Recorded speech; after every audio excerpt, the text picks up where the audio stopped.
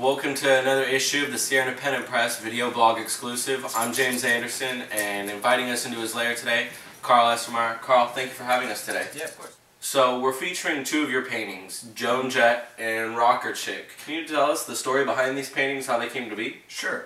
Well, I started with this one, and then later did that one, and this one was just kind of, I've always been into doing stencils and that kind of thing, and wanted to kind of do it on a bigger scale, and music has always been an influence in my art and my life, and so I picked a picture of Joan Jett. I kind of just found it surfing the web one day and, you know, printed it out and then cut out a stencil of it and kind of did a background, and then this one is just kind of my own interpretation of, you know, something like that, I guess. I've always been drawing and sketching since I was a young age, and mainly just kind of like, you know, cartoon characters, block letters, that kind of thing, but it wasn't until 2002 when I actually got into doing painting and using acrylic and a brush and putting it on canvases and that kind of thing. So, what gives you inspiration for your different paintings? Obviously you have two different dynamics with using music as a medium to portray on the canvas. What are your different inspirations?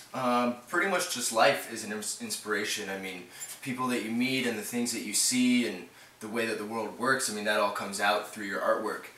Music has always been an inspiration.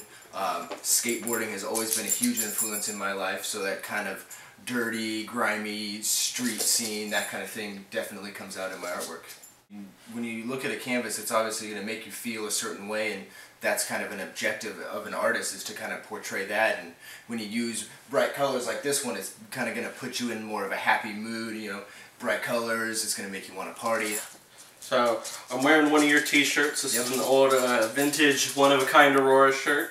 And then also you got one of your other shirts on. Got one of mine. This is also an original. There is none other like this, so...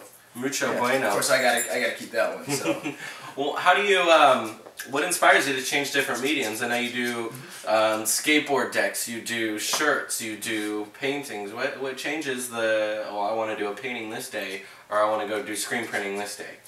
Well, I think it's kind of the want to expand your creativity and what you can do, and it's kind of like, you know, you can paint on a canvas and do a picture, or you can even do sculpture and make it more of a 3D model, and it's just kind of a way to, you know, how can I get more out of different mediums. Like, you know, some people like sketching and charcoal, you can do a lot more shading and that kind of thing.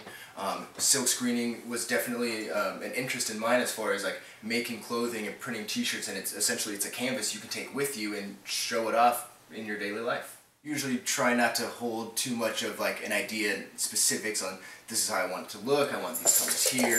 Usually kind of just let it flow and kind of whatever happens. What happens is someone comes to me with an idea, if they want a shirt made, a custom shirt, or if they have something made, like these shirts were made for an event that was a cancer benefit fun run. It was 3 colors on the front, single color on the back, and the way it works is that each individual color has to have its own screen.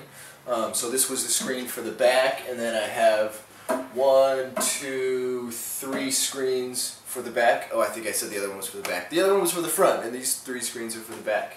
And pretty much the way it works is, I mean, once you get the screen made, you just kind of burn it onto the emulsion using a light box, and then pretty much just pull your shirt over this board right here, and then pull this down. The screen will sit right up there. You have your little squeegee. You'll just kind of coat the screen with some ink and then push down, pull it across.